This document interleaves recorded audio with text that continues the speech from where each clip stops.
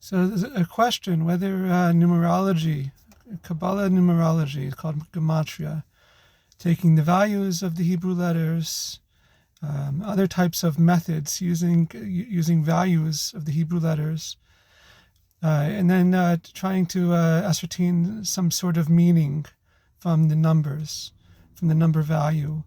Whether that's something that is meaningful or not, whether we can base some type of a Bible commentary on this, some type of let's say a Bible code, some type of an understanding of the Bible. So it's very interesting. There's a very interesting example. There's a number of examples, but we'll bring one today.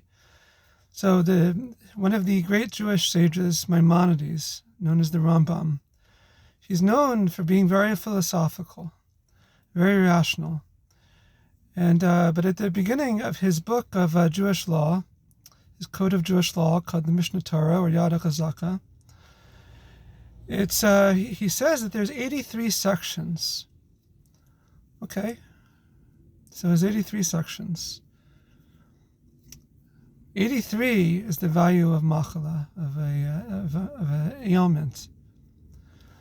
So it's implicit, say the sages, that maybe this is an allusion to this numerical value, that 83 is really, this is the antidote. What is the antidote? The study of the Bible is the antidote.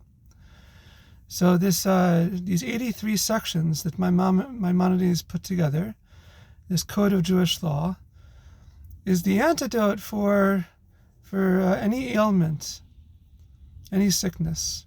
Right? You open up and you learn the Bible, you study it, and this is the cure, the source of healing for anything that is lacking in terms of healing.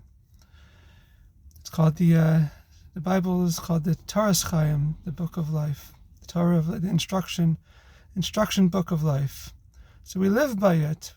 We're supposed to live by it, and to live by it, you have to be healthy.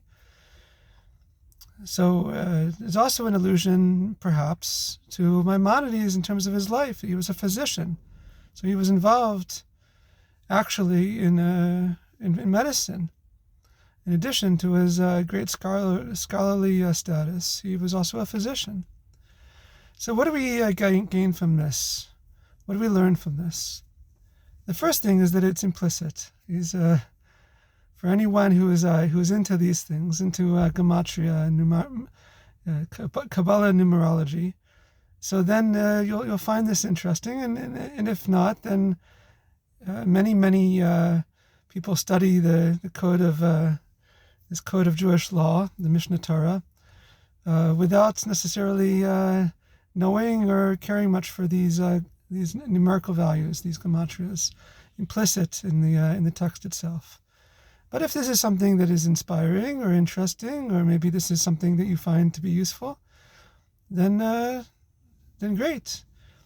The point is that the Torah, the Bible, is healing for machala, for this for ailments. Remember, this word machala is equal to 83.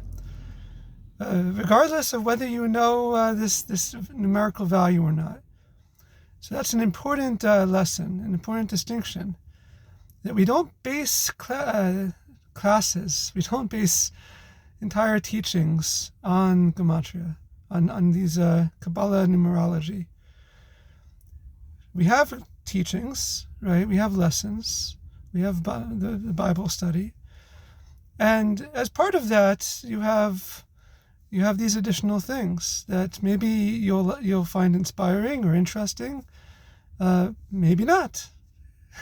It's implicit, but it's up to you whether this is something that you like or not.